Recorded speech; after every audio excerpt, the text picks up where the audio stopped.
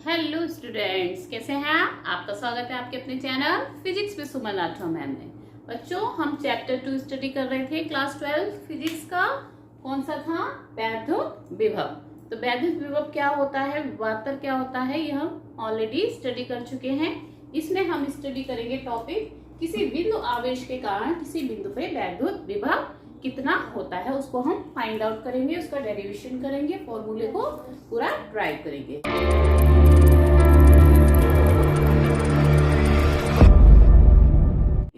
तो हम मान लेते हैं कोई पॉइंट ये है ए, जहां पर कोई प्लस क्यू आवेश रखा हुआ है। ठीक है, इस आवेश से कुछ दूरी पर, सपोज आर दूरी पर कोई पॉइंट है। इसको अगर हम ओ ले लें तो ज्यादा ठीक रहेगा, ओ, और ये पॉइंट हमने यहां ले लिया ए, जो ओ से कितनी दूरी पर है, आर डिस्टेंस पे है। ठीक है, इस ए पॉइंट पे हमें विभव ज्ञात करना है, पोटेंशियल की वैल्यू फाइंड आउट करनी है इस चार्ज के कारण। जब कहीं पे चार्ज रखा जाता है किसी पॉइंट पे, तो उसके चारों तरफ क्या होता है, विद्युत क्षेत्र उत्पन्न हो जाता है। तो उस विद्युत क्षेत्र की वजह से इस ए पॉइंट पे कुछ पोटेंशियल होगा। ठीक, उसकी वैल्यू में फाइंड आउट करनी है। तो सपोज इसको हम इससे थोड़ा सा और आगे बढ़ते हैं और ओ पॉइंट से एक्स दूरी पर कोई पॉइंट ले लेते हैं बी। ठीक है, कौन सा पॉइंट ले लिया हमने, बी।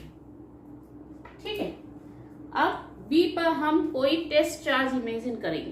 ओके, इससे पहले आर्टिकल्स में भी हम पहले चैप्टर में भी ऐसा कर चुके हैं। यहाँ पर हमने प्लस क्यू नॉट जो है एक टेस्ट चार्ज ले लिया, परीक्षण आवेश। ठीक है, बी पर। ठीक, अब देखिए यहाँ पर प्लस आवेश है और यहाँ भी प्लस आवेश है, तो दोनों आवेशों के बीच में क्या होगा, कौन सा बल लगेगा, force of attraction, repulsion, force of repulsion, क्योंकि सेम चार्जेस हैं तो वो दोनों एक दूसरे को क्या करेंगे, आवेश एक दूसरे को दूर करेंगे। ठीक, यानी कि इन दोनों के बीच में फोर्स ऑफ रिपल्सन लग रहा है। और उसकी वैल्यू कितनी होगी वो हम किससे निकाल लेंगे, कूलॉम्स लॉ से। कूलॉम्स लॉ तो याद ही होगा आपको, F = 1/4πε0 Q1 Q2/r²। वो हम यहाँ पे पुटअप कर देंगे। ठीक है, तो कूलॉम के नियम से, कूलॉम के नियम से प्लस क्यू और प्लस क्यू नॉट, इनके बीच में लगने वाला बल कितना होगा, 1/4πε0 Q1 की जगह Q, Q2 की जगह Q0 या Q0, और बीच की दूरी कितनी है, x/x²। तो ये दोनों के बीच का बल निकल आया, फोर्स ऑफ रिपल्सन कितना हो गया। ठीक, अब सपोज करते हैं हम B से इस साइड में O की तरफ पे यहाँ पर कोई पॉइंट C इमेजिन कर लेते हैं, B के पास में ही कोई पॉइंट C, जो यहाँ से बहुत अल्प डिस्टेंस, बहुत ही कम दूरी dx पे स्थित है। ठीक, तो अब हम प्लस Q, जो Q0 टेस्ट चार्ज है, इसको हम B से लेके C तक आते हैं। कहाँ तक आते हैं, B से C तक, dx डिस्टेंस चलते हैं। ठीक है, तो जो है ये dx डिस्टेंस पे हमने एक C पॉइंट ले लिया है। ठीक, तो हम क्या करेंगे, इस चार्ज को प्लस क्यू नॉट को B से C तक लाएंगे। ठीक, अब B से C तक लाने में हमें कुछ कार्य करना पड़ेगा, क्योंकि ये फोर्स तो इसको अपोज कर रहा है, दूर की तरफ कर रहा है, और हम इसको बल के अगेंस्ट में ला रहे हैं O की तरफ को। ठीक है, तो वो जो कार्य है वो कितना होगा, जो कार्य करना पड़ेगा वो कार्य W कितना होगा, कार्य बराबर क्या होता है, बल गुणा दूरी। ठीक, तो बल कितना है, 1/4πε0 Q0/x², और दूरी कितनी है, दूरी देखिए इस साइड में अगेंस्ट में आ रहे हैं, यानी कि हम क्या लेंगे, -dx, यानी, और ये कार्य हम स्मॉल कार्य dw मानते हैं, क्योंकि dx डिस्टेंस नहीं है इसलिए स्मॉल वर्क dw मानते हैं। dw जो है कितना हो जाएगा, इसको हम माइनस तो इधर भी ले सकते हैं, -1/4πε0 Q0/x² dx। ठीक है, तो ये dw की वैल्यू होगी। अगर इस चार्ज को हम यहां तक लाएं, ए पॉइंट तक, बी से ए पॉइंट तक लेके आए, ठीक है, यानी कि आर दूरी यहाँ पर कितनी है, आर दूरी रह जाएगी, बी से ए पॉइंट तक लाएंगे तो कुल कार्य कितना करना पड़ेगा। तो कुल कार्य करने के लिए क्या करना पड़ेगा, हमें इसका इंटीग्रेशन करना पड़ेगा जो है, तो हम कुल कार्य निकाल सकते हैं। तो जो है प्लस क्यू नॉट आवेश को, टेस्ट चार्ज जो है प्लस क्यू नॉट आवेश को अनंत से ए बिंदु तक लाने में किया गया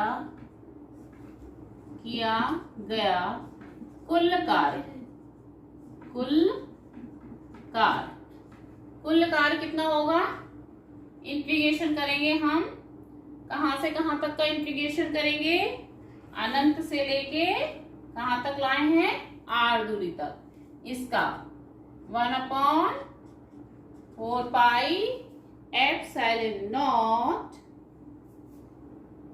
Q not upon x square dx, ठीक है।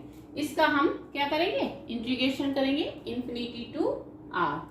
अब इंटीग्रेशन यानी कि समाकलन जो है, जो मैथ्स के स्टूडेंट्स हैं उनको तो पता होगा अवकलन समाकलन, जो बायो वाले स्टूडेंट्स हैं वो एक बार थोड़ा सा इसको अच्छे से समझते जाएंगे कि किस तरह से इंटीग्रेशन करते हैं, समाकलन करते हैं, कौन सा फॉर्मूला लगाते हैं, ठीक है। तो ये जो है ये जो क्वांटिटी है इसको हमने क्या, ये साइन जो कहलाता है इंटीग्रेशन यानी कि समाकलन का है, ये लिमिट है अनंत से लेके आर तक, ठीक। इसको हमने इस तरह से लिख दिया, ये dw है। अब ये टोटल वर्क हो जाएगा कितना, w वर्क हो जाएगा, ठीक है। अब देखिए इसमें जितनी कांस्टेंट टर्म होते हैं जिनकी वैल्यू चेंज नहीं होती उनको बाहर कर लेते हैं, और जितना वेरिएबल रहता है जिनकी वैल्यू चेंज होती हैं वो इस साइन के अंदर रहेगा, यानी कि 1/4 pi epsilon naught q naught, ये बाहर आ जाएगा, अंदर रह जाएगा integration infinity to r -1/x square dx, ठीक। अब इस वाली वैल्यू को हम इसको सॉल्व करके फॉर्मूले से इंटीग्रेशन के यहाँ पर पुट अप करेंगे, ठीक। अब देखिए इसको हम, नीचे नहीं दिख रहा होगा, ऊपर रब करते हैं, ऊपर करते हैं, फिर ये देखिए ऊपर ये हमने लिख लिया इसको इस तरह से।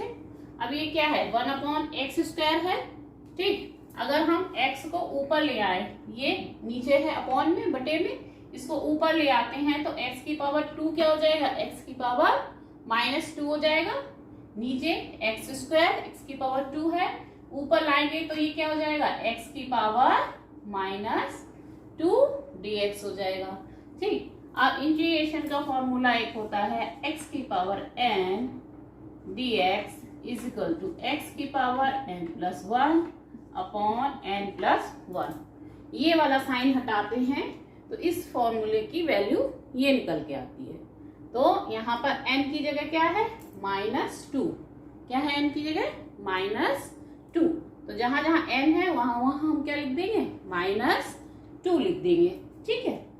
तो ये हो जाएगा आपका 1/4 pi epsilon naught q not.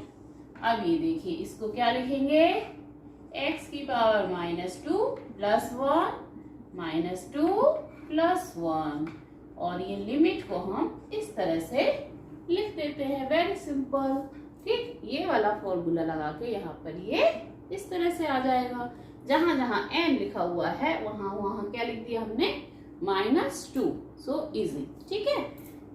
अब देखिए आगे क्या करते हैं, इसको तो एज इट इज उतार लो, ठीक। अब ये देखिए माइनस, आगे -2 +1 क्या होगा, -2 +1, एक प्लस की एक माइनस की घट जाएंगे, और चिन्ह किसका आएगा, बड़ी संख्या का आएगा, यानी कि -1 आएगा।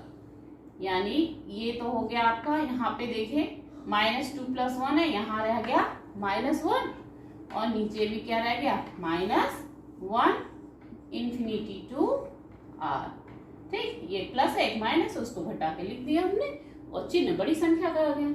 इस माइनस से इस माइनस को घटा दो, ये आ जाएगा 1/4 pi epsilon naught q q not. और x की पावर -1 को हम क्या लिख देंगे, 1/x। x की पावर -1 का मतलब क्या होता है, 1/x। ठीक, अब इसमें ऊपर जो है बस लिमिट को सॉल्व कर देना है। 1/4 pi epsilon naught q q not, एक बार x की जगह r रख देंगे, एक बार x की जगह इंफिनिटी रख देंगे, 1/r माइनस 1/इंफिनिटी। इस तरह से ये लिमिट को हल करते हैं। ठीक, 1/इंफिनिटी क्या हो जाता है, 0। 1/इंफिनिटी क्या हो जाता है, 0। ये हो गया 0। तो ये क्या फॉर्मूला आ गया आपका, 1/4 pi epsilon naught q q not upon r। ये किसकी वैल्यू निकल के आ रही है, W की वैल्यू आई है। हमें निकालना क्या है, पोटेंशियल। ठीक, हमें वर्क पता लग गया, W पता लग गया, पोटेंशियल आप निकाल सकते हो। क्या simple formula, V equal to क्या होता है, W upon q naught, W upon q naught.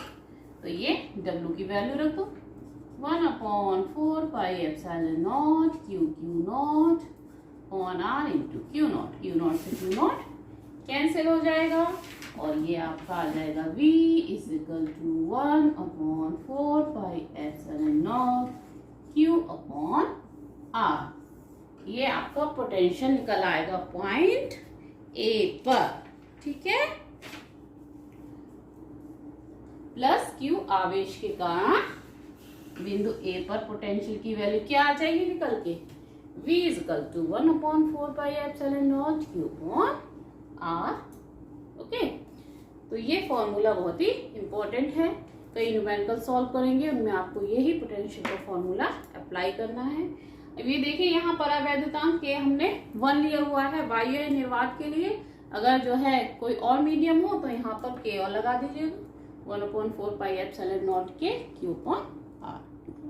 ये देखिए आपको ये नीचे दिखाई दे रहा है ना, ये जो है W की वैल्यू ये आई है, फिर V बराबर W अपॉन क्यू नॉट लगाया हुआ है। एकांक आवेश को अनंत से विद्युत क्षेत्र के भीतर लाने में जितना कार्य किया जाता है उसको वैद्युत विभव V कहते हैं। तो V बराबर W upon q not formula पहले आप पढ़ चुके हो, वही W की वैल्यू हमने लगा दी और ये क्यू नॉट है, क्यू नॉट से क्यू नॉट कट गया तो V की वैल्यू क्या आ जाएगी, 1/4 pi epsilon not Q upon R।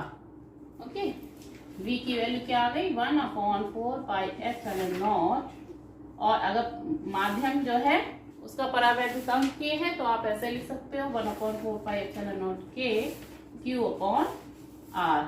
और विभव का मात्रक क्या होता है, वोल्ट होता है, या फिर यहाँ से जूल प्रति कूलाम भी होता है। ठीक है, और ये कैसी राशि है, अदिश राशि। ठीक है, तो इसको सिंपली जैसे बीजगणितीय योग जो है हम करते हैं उसी तरह से कई पॉइंट्स पे अगर पोटेंशियल दिया है तो उनको हम ऐड कर सकते हैं। जैसे देखिए अभी बताती हूँ, जैसे कि कोई पॉइंट चार्जेस हैं +Q1 +Q2 -Q3 -Q4, किसी बिंदु से जो है वो किसी चार्ज से दूरी जो है इनकी है, दूरी ले लीजिए R1 R2 R3 R4, इस तरह से हैं। तो जो है टोटल पोटेंशियल हमें किसी पॉइंट पे फाइंड आउट करना है, वो कितना हो जाएगा, V बराबर 1/4 पाई एप्सिलॉन नॉट तो कॉमन हो जाएगा। ठीक है, और अंदर क्या रह जाएगा, Q1 अपॉन R1, ये प्लस का है, Q2 अपॉन R2 प्लस का, अब Q3 माइनस का तो ये हो जाएगा -Q3 अपॉन R3, ये भी माइनस है तो ये हो जाएगा Q4 अपॉन R4। इस तरह से टोटल पोटेंशियल आप जो है सिंपली बीजगणितीय योग से निकाल सकते हैं, क्योंकि यह एक अदिश राशि होती है। ठीक है, इस चीज को याद रखिएगा। देखिए कभी कभी 1 नंबर का क्वेश्चन इस तरह से भी पूछ लेते हैं। ये ग्राफ जो है ये आप ध्यान रखिएगा, वैद्युत क्षेत्र की तीव्रता और जो है वैद्युत विभव जो है हमने उसमें एक ग्राफ खींचा है, इस एक्स एक्सिस पे दूरी ली है और वाई एक्सिस पे हमने विद्युत क्षेत्र की तीव्रता और विभव लिया हुआ है। ठीक, तो देखिए तीव्रता का जो ग्राफ है वो इस तरह से आता है, ई जो है उसमें प्रोपोर्शनल होता है 1/r² के, और जो विभव वाला ग्राफ है वो यूं आता है, इसमें v प्रोपोर्शनल होता है 1/r के। ग्राफ से क्लियर है, चाहे विद्युत क्षेत्र की तीव्रता हो चाहे विभव हो, दूरी के साथ जो है दोनों ही चेंज होते रहते हैं। ठीक, तो इस ग्राफ को जो है आप अच्छे से ध्यान रखिएगा। 1 नंबर का क्वेश्चन कभी कभी इसी ग्राफ को जो है देते हुए पूछ लेते हैं। ठीक।